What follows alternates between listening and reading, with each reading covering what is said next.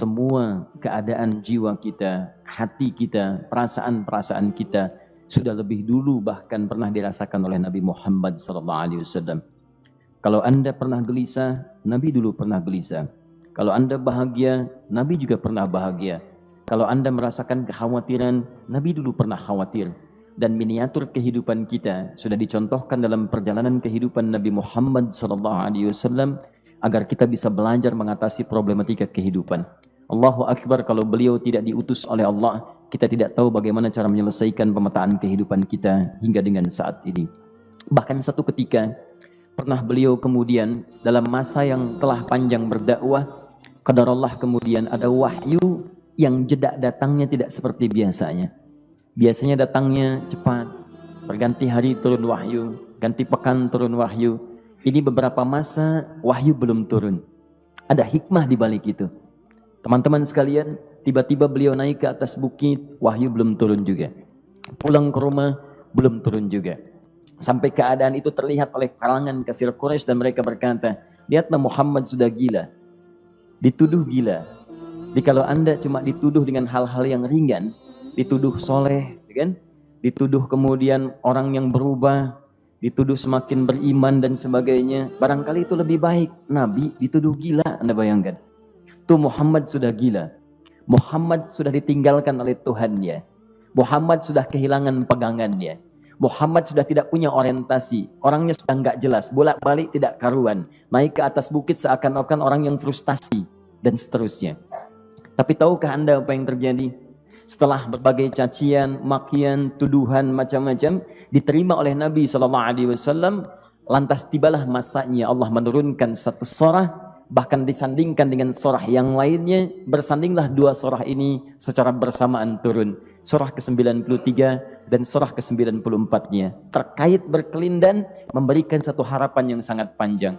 Kata Allah, "Wadduha wal-laili idza saja, ma wadda'aka rabbuka wa ma qala, walal akhiratu khairul laka minal ula, walasawfa yu'tika rabbuka fatarda.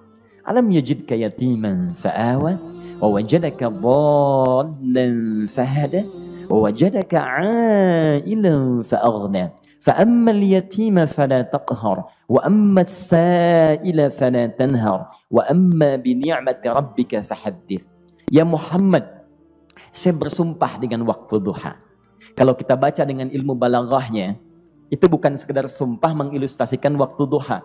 Karena di ilmu balaghah itu nanti ada 3 turunan ilmu. Ada disebut ilmu ma'ani, ilmu mencari kata-kata sehingga ungkapannya sesuai untuk disampaikan. Mana kata-kata yang tepat untuk disampaikan dalam konteks yang ingin dibicarakan. Itu ma'ani namanya. Kemudian setelahnya ada ilmu bayan. Bagaimana mengemas kosakata yang bagus ini sehingga bisa disampaikan dengan jelas. Orang tidak bingung menerimanya, paham maksudnya.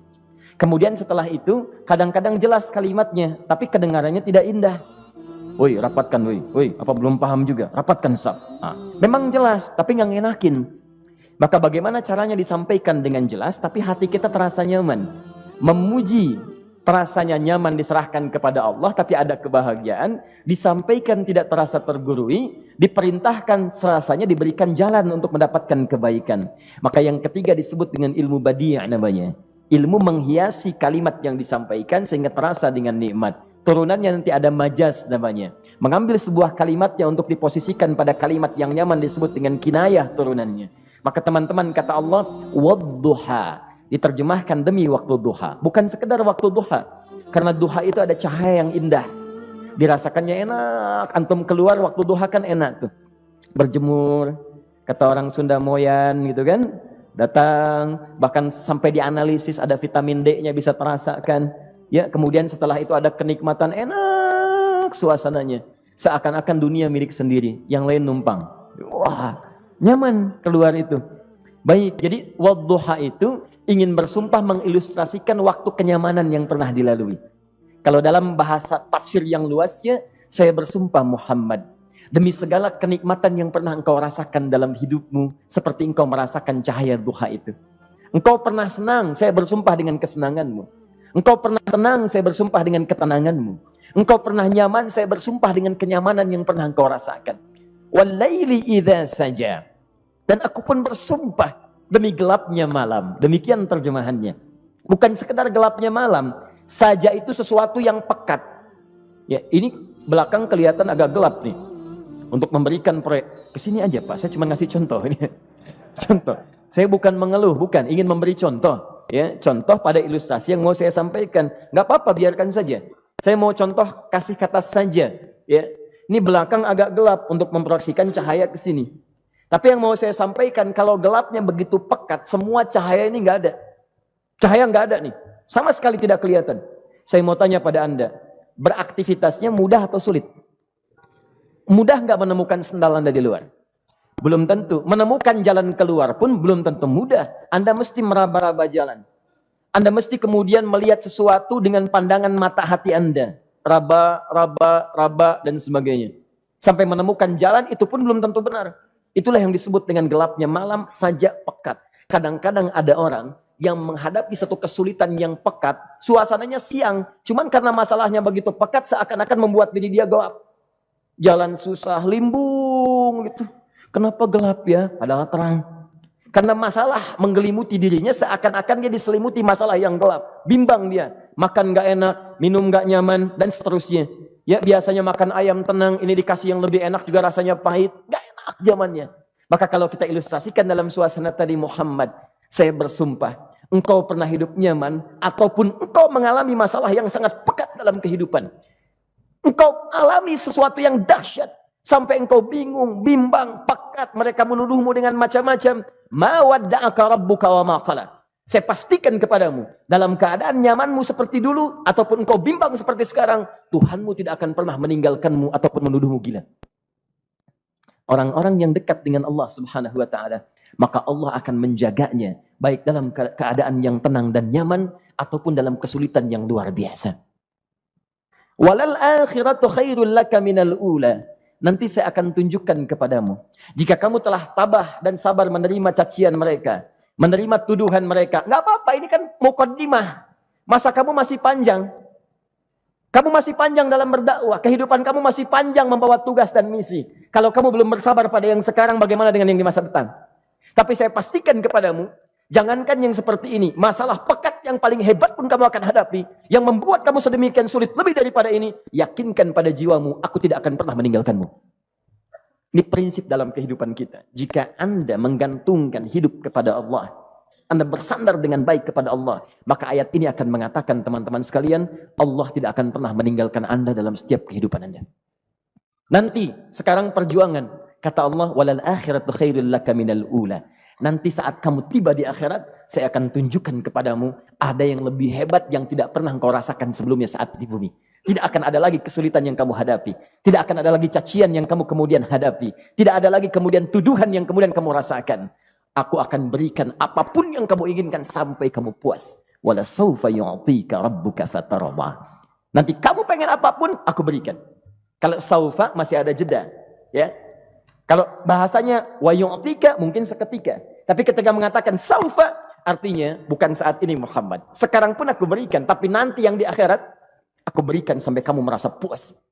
Ayo minta apa saja. Hadir, hadir, hadir, hadir. Tapi yang paling indah, kalau kamu tidak percaya, alam yajidka yatiman fa'awa. Cobalah ingat, kalau sekarang sedang susah, coba ingat dulu. Bukankah saat kamu yatim, aku yang merawat sampai kamu tidak merasakan kegelisahan itu? Lahir bapak tidak ada, aku cukupkan dengan kakek. Kakek meninggal, aku hadirkan ibu dan paman hadir di sekitaranmu. Ibu meninggal, ada kakek. Kakek meninggal, ada paman. Dan Khadijah hadir di sekitaranmu. Bukankah aku rawat pada saat itu? Wajadaka dhallan fahada. Kamu sedang bingung, sedang susah, bukankah sering aku berikan petunjuk kepadamu? Wajadaka ailan fa'aghna. Kamu merasakan kesulitan, lahir dalam keadaan yatim, tidak ada pendukung, maka aku jadikan kaya. Bukankah saat kamu menikah dengan Khadijah, aku tambahkan lagi pendukung untuk misi dakwahmu? Ini pesan dalam Al-Quran. Kalau Anda sedang merasa susah, kalau ingin menenangkan diri, ingat-ingat yang baik-baik yang dulu. Kalau Anda sedang jatuh dalam bisnis, ingat-ingat saat Anda meningkat dalam bisnis Anda. Allah tidak pernah tinggalkan Anda. Mungkin ini ujian untuk membuat Anda lebih hebat lagi di masa depan. Kalau Anda tidak tahan bantingan yang sekarang, bagaimana Anda bisa mengatasi pelintiran yang akan datang? Karena dalam kehidupan bukan cuma dibanting. Anda mungkin mengalami penyingkiran, penyungkuran, lipatan, guntingan, bantingan, macam-macam. Jikalau satu gaya belum bisa Anda atasi, bagaimana Anda bisa berharap mendapatkan turunan yang lainnya? Selalu ingat bahwa jika hidup Anda ingin tampil gaya, Anda harus merasakan tekanan dalam kehidupan. Karena F selalu berbanding lurus dengan P, hukum Pascalnya. Gaya berbanding lurus dengan tekanan. Orang yang ingin tampil gaya dalam kehidupan, maka dia mesti siap menghadapi tantangan-tantangan hidup yang diatasi. Turun ayat. Sampai ujungnya. Jikalau kamu sudah begini lagi, jangan pernah kamu bentak orang lain. Jangan pernah merendahkan orang lain. Karena Allah pun menjaga setiap hamba sepanjang ia mendekat kepadamu. Setelah itulah turun kemudian surah Al-Insyirah. Alam nashrah laka sadrak. Antum kenal Nabi Musa? Baik. Tapi agak lumayan lah. Tadi saya di Soreang kenal Fir'aun. Di sini Musa. Baik, alhamdulillah. Perhatikan ya, dahsyatnya pemberian Allah kepada Nabi Muhammad SAW. Nabi Musa alaihi salam, dan sering kali kita bacakan untuk memohon kepada Allah. Rabbi syrahli sadri. Perhatikan baik-baik. Ini keunggulan Nabi Muhammad SAW dibanding Nabi Musa alaihissalam. Dua-duanya Nabi, Rasul, tapi masing-masing punya keistimewaan. Musa, Nabi, berdakwah, memohon kepada Allah kelapangan hati. Rabbi syrahli sadri. Ya Allah, tolong lapangkan hatiku nih. Kenapa mesti lapang? Karena pasti Musa merasakan nih. Saya tahu betul karakter Fir'aun. Belum apa-apa sudah memaki. Kalau orang yang hatinya tidak lapang, tidak akan tahan dengan makian, keluarlah kemudian balasan yang tidak digambarkan sebelumnya. Fir'aun itu kasar.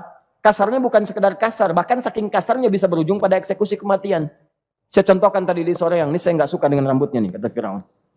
Bukan nyuruh-nyukur mas, tolong pisahkan kepala dari badannya. Gitu gayanya tuh, Fir'aun. Ya. Bukan nggak ngenakin, susah dengan Fir'aun itu. Jadi kalau belum apa-apa datang Musa ke situ, hatinya tidak seluas samudra, hatinya tidak lapang, cuman seluas gelas, tidak akan sabar menerima cacian Fir'aun.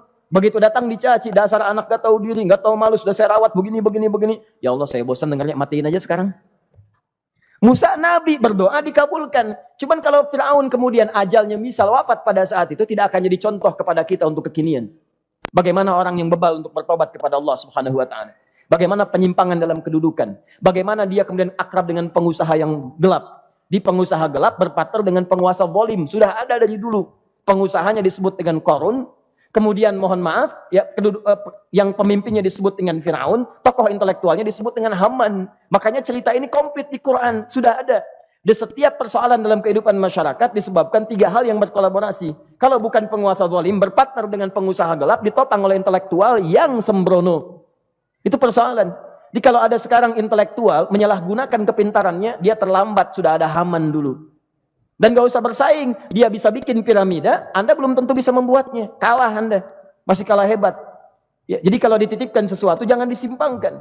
Yang ingin saya sampaikan, Musa mengatakan, Rabbi syrahli sadri. Nabi berangkat berdoa dikabulkan oleh Allah. Nabi Muhammad belum minta turun ayat. Alam nashrah laka sadrak. Yang ini minta Rabbi syrahli sadri. Nabi Muhammad alam nashrah laka sadrak. Muhammad mulai dari peristiwa sehingga engkau akan lebih sabar lagi menerima tantangan-tantangan dakwah. Mulai sejak itu jangankan dimaki, dilempar batu di Taif. Dari Mekah pergi ke Taif dengan Zaid kemudian. Sampai di Taif mendapatkan sesuatu yang tidak dibayangkan sebelumnya. Kalau cuma dihentikan saat mengajar, wajar. Ini dilempari batu. Anda bayangkan. Bisa kebayang nggak? Lempari batu tuh. Dilempar. Zaid jadi tameng, berdarah-darah, kemudian mundur. Mundur, beristirahat di bawah tepian pohon. Begitu beristirahat, datang malaikat penjaga dua gunung. Turun malaikat dengan kesal mengatakan, Ya Rasulullah, mud yadaika ilas sama. Ya Rasulullah, angkat tanganmu ke langit, minta kepada Allah, aku angkat dua bukit di Taif, aku himpit keduanya. Aku himpit penduduk Taif dengan dua bukit itu. Apa jawab Nabi?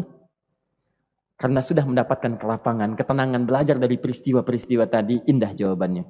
Lah, katanya, tolong jangan lakukan. Innahum qaumun la ya'lamun. Mereka belum paham saja. Mereka belum mengerti. Tolong jangan lakukan. Aku bermohon kepada Allah. Boleh jadi nanti di masa depan akan ada hamba-hamba terbaik yang lahir dari bumi Taif ini. Kemudian beliau berkata, Rabbi, ina man takilluni, a'ila qaribin yu'limuni, am ila ba'idin yu'dhini, fa'ana radin ma lam taghdab ilayya. Ya Allah, kemana lagi engkau akan utus aku untuk berdakwah setelah peristiwa ini? Apakah tempatnya lebih dekat aku jangkau sekarang, tapi di situ aku akan disakiti lagi? Ataukah jaraknya masih jauh, tapi di tempat itu aku akan dizalimi lagi? Aku ridha ya Allah dengan itu semua, asalkan engkau tidak marah kepadaku. Asalkan engkau tidak marah kepadaku. La haula wala quwata illa billahil aliyil azim. Begitu kelapangan itu muncul, ridha dengan ketetapan dan siap, tabah, kuat, hadir dalam jiwanya. Tiba-tiba turun undangan, tunaikan Isra dan Mi'raj. Diangkat statusnya, naik mendekat kepada Allah Subhanahu wa taala. Dihilangkan bebannya, wa wada'na anka wizrak alladzi anqadha dhahrak. Itu hikmah, teman-teman. Barangkali kalau antum saat ini datang ke masjid ini untuk kajian, sedang bawa beban, ada kesulitan, penuh dengan macam-macam, barangkali dibacakan surat Ad-Duha tadi untuk memberikan harapan kepada Anda. Ini bukan PHP, karena ini bukan masalah urusan manusia. Ini adalah janji yang tidak akan pernah diingkari. Innallaha la yukhliful mi'ad. Kata Allah, Anda punya masalah, ingat suasana tenang pada masa lalu. Bukankah saya memberikan ketenangan kepadamu? Mendekat kepada saya, Anda bersabar, yakinkan bahwa ujian yang saya berikan saat ini sesungguhnya untuk membuat kamu lebih hebat di masa depan. Karena orang hebat tidak akan pernah sepi dari ujian untuk membuat dia lebih kuat menghadapi tantangan dalam kehidupan.